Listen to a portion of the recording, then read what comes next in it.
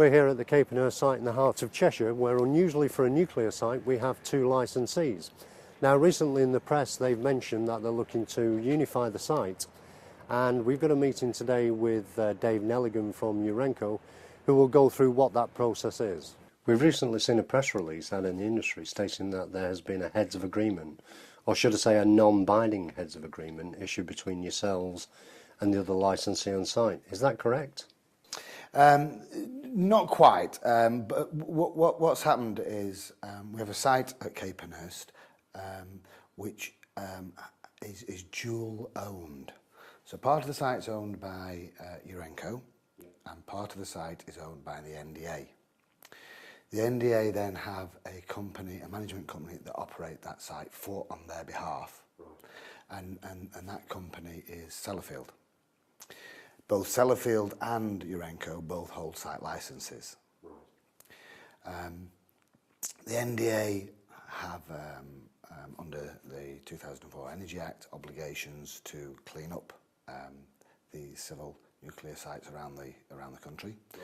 Cape and Earth being one of those sites, and over the past 5 years, the NDA via Sellafield have been doing decommissioning work to clean up their side of the site. And is that complete now?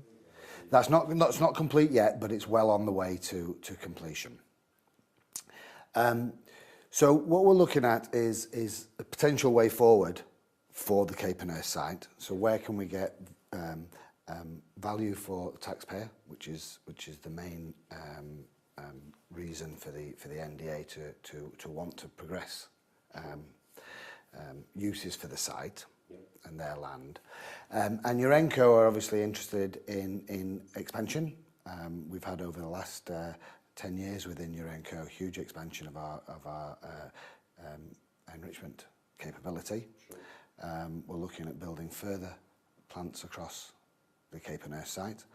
We have a Urenco Chem Plants company, which are currently in progress with design and eventual build and operations of a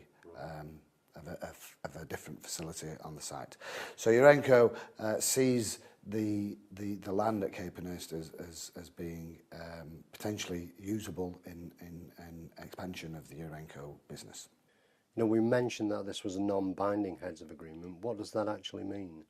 Yeah, what that means is if you want to come to, it's a quite a common term in business in that if you want to try to get to a contractual position with somebody, that's quite expensive.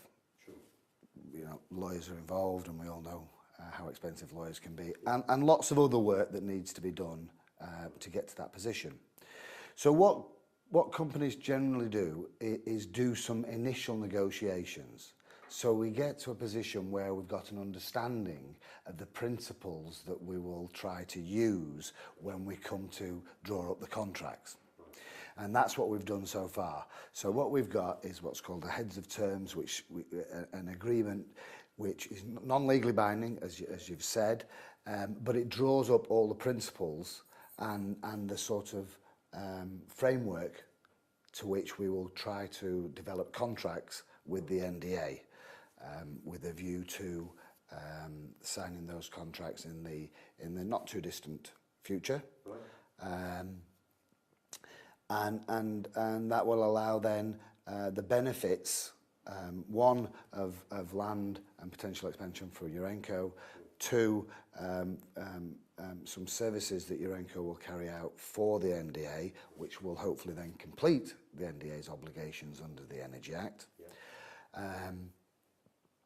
and also provide value for money for the taxpayer. So we're really looking at a win-win for everyone. Absolutely, yes.